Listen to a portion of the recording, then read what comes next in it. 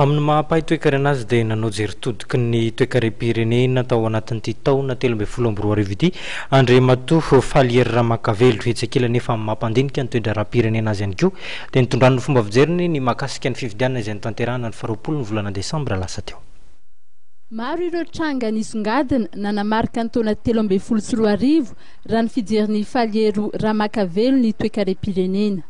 Raha misehatra raha toe-karena aloha dia tena azo atao hoe tena mafy le tamin'ny 2013 zany satria raha zavatra roa fotsiny tena ohatrany hoe tiako hisongadana dia ny anankiray amin'ny hoe baisse pouvoir d'achat zany hoe niakatra ny vidim-piainana nefa ny karaman'ny olona tsy nisondrotra ary tsy vitany hoe tsy nisondrotra karama fa be da be mihitsy ny orinasa sahirana dia voatery hinandroka-piasa. Dia izay zany tena zavatra tena mety hoe mafy mihitsy tamin'iny. Ary ny faharoa dia teo ny insécurité. Ny insécurité voalohany moa zany dia hitantsika le hoe eto an-drenivohitra amin'ny resaka hoe fandrobana tsy fandrobana roa fa tena grave dia ny insécurité tany ambanivohitra satria tsy afaka mioky sy mamboly tsony zany ny olona fa tena hoe tafian-daly foana. Ary zany zavatra zany amin'ny resaka toe-karena tena zavatra tena mampalahelo be satria nidiky zany fa tsy afaka mamokatra zany ny olona dia tsy vitany hoe tsy mitombo zany ny fidiram-bolany fa le sakafo mihitsy ny lasa mialafo satria tsy mamokatra tsy afaka mamokatra ny tantsaha.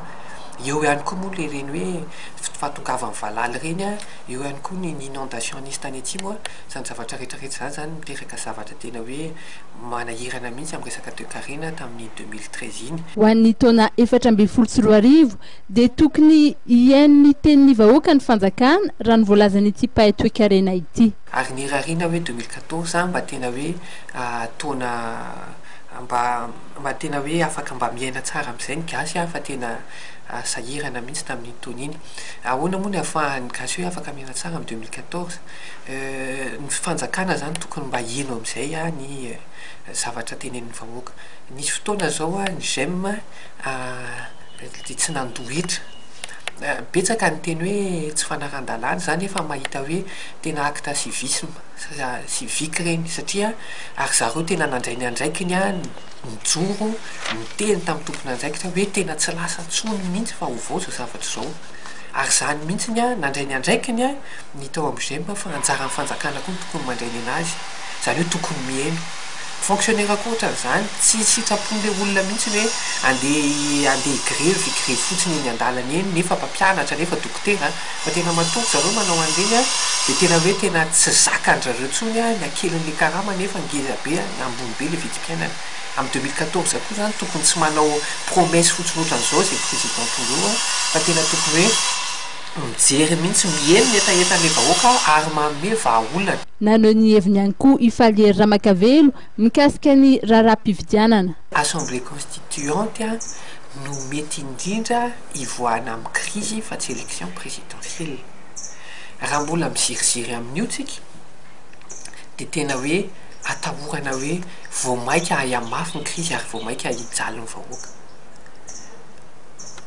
Dia amiko zany raha fahitako ny satria samy miziriziry daholo mantsy ny candidat anankiroa zao. Ny ankilany miziriziry eo ny anazy ny marina, ny andany miziriziry eo ny anazy ny marina dia amiko ny solution dia hoe raha vao tanteraka io élection io na ny élection législative zany na ny élection présidentielle zany dia asivo ataovy élection en assemblée constituante dia ataovy circonscription électorale mivokotany dia tsisy fraude tsony ary amin'izay izy tsy lafo. Nanamafy ity farany fa ny tsy ampisy intsony ny alabato samihafa na ny fraude no zava-dehibe.